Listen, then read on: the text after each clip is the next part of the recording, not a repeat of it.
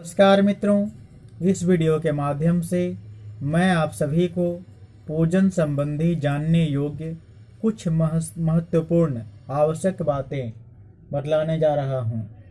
ये बातें हम सभी को जानना अति आवश्यक है, महत्वपूर्ण है।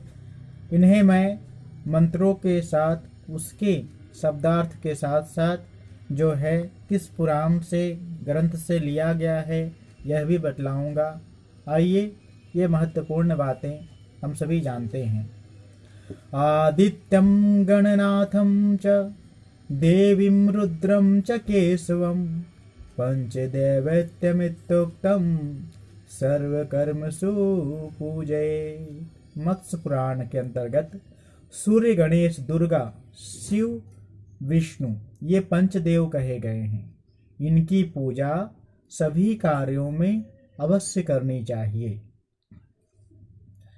गृहे लिंगद्वयं नार्चं गणेशत्रितयं तथा शंखद्वयं तथा सूर्यो नार्च्यो शक्तित्रयं तथा द्वे चक्रे द्वारकायास्तु शालग्रामशिलाद्वयम् तेषां तु पूजनेनैव उद्वेगं प्राप्नुयात् गृहे।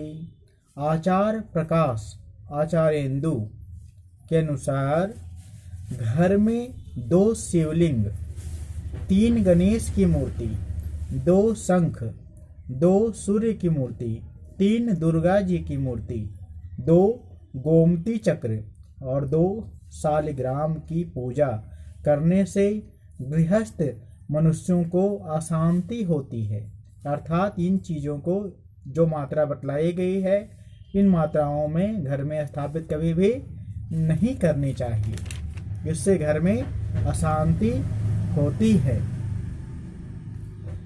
शालग्राम शिलायास्तु प्रतिष्ठा नैव विद्यते। स्कंद पुराण के अंतर्गत अर्थ के अनुसार शालग्राम की प्राण प्रतिष्ठा कभी नहीं होती, ये स्वयं प्राण प्रतिष्ठित होते हैं।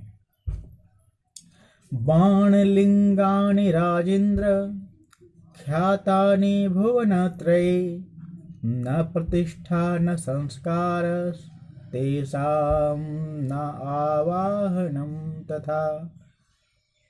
भविष्यत पुराण के अंतर्गत यह मंत्र बतलाता है, बाणलिंग तीनों लोकों में विख्यात हैं, उनकी प्राण प्रतिष्ठा, संस्कार या आवाहन कुछ भी नहीं होता। ये स्वयं जो हैं वो प्राण प्रतिष्ठित होते हैं, आवाहित होते हैं। शैलीं दारुमयीं हैमीं धात्वाद्याकार संभवां प्रतिष्ठां वै प्रकुर्वित प्रासादेवा गृहे नृप।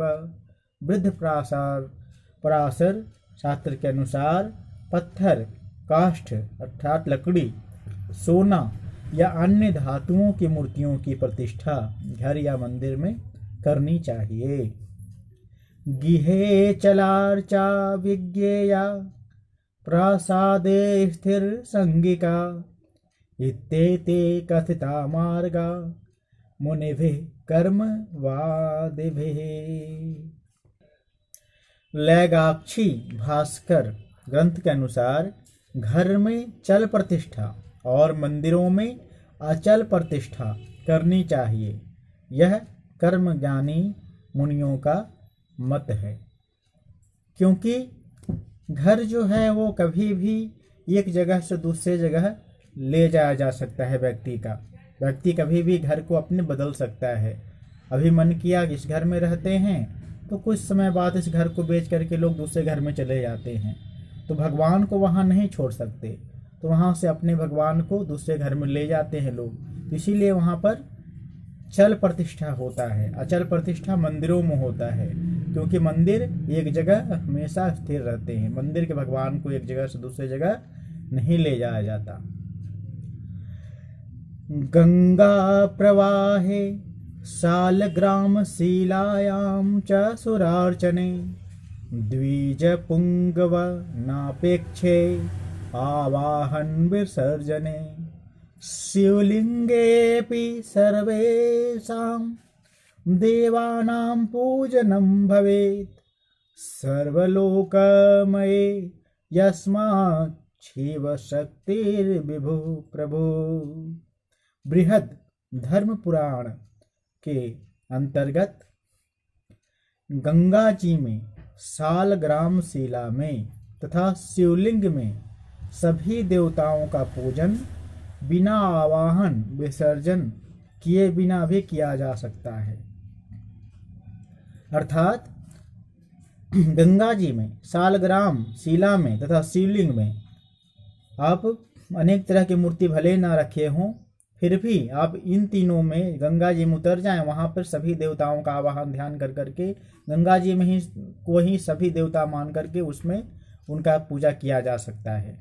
उसी प्रकार से शालग्राम शिला जो होता है, शालिग्राम भगवान, उसमें भी उनके ऊपर भी सभी भगवान का ध्यान करते हुए उनका पूजा किया जा सकता है। सभी देवताओं का फल वहाँ पे आपको प्राप्त होगा।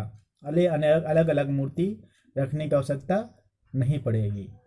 उसी प्रकार से शिवलिंग पर, शिवलिंग जहाँ भी मंदिर है, शिवालय है, वहाँ शिवलिंग पर भी या आपके घर में जो शिवलिंग है उसके ऊपर भी आप सभी देवताओं का ध्यान करते हुए उनको फूल पुष्प इत्यादि पूजन सामग्री इत्यादि समर्पित कर सकते हैं। और इससे आपको उन देवताओं को जिनकी आप इच्छा करते हैं पूजन करने का, उनके पूजन का फल आपको प्राप्त निश्चित होगा। अंतिम में यह बहुत आवश्यक बात, यस्मिन् स्थाने जपं कुर्यात् रेच्छक्रो न तत्फलम् तन्मृदा लक्ष्म कुर्वीत ललाटे तिलकाकृतिम। जिस स्थान पर जप किया जाता है उस स्थान की मृत्तिका, मिट्टी जप के अनंतर मस्तक पर लगाए, अन्यथा उस जप का फल इंद्र ले लेते हैं। अर्थात जहाँ भी आप बैठते हैं, जिस आसन के ऊपर, तो और आप यदि जाप पाठ पूजा करते हैं तो उस आसन के नीचे ही आपका पुण्य फल जो है वो एकत्रित होता है। और जब आप पूजन से उठें तो वहाँ पर पहले लोग मिट्टी, पहले का जो ज़मीन होता था वो मिट्टी का होता था, तो लोग मिट्टी को, वहाँ के मिट्टी को उठा करके चंदन की तरह लगा लेते थे। अब आप पक्का का बना हुआ आपका घर है तो वहाँ पे मिट्टी तो मिलेगा नहीं, तो वहाँ पर क्या है, तो एक आचमन जल गिरा दें और उस जल को उंगली से जो है वो सिर पे लगा लें तिलक की तरह। इससे आपके जप का जो पुण्य फल है जमा है वह आपको प्राप्त होगा। अन्यथा भगवान इंद्र उस पुण्य फल को स्वयं ग्रहण करते हैं। धन्यवाद।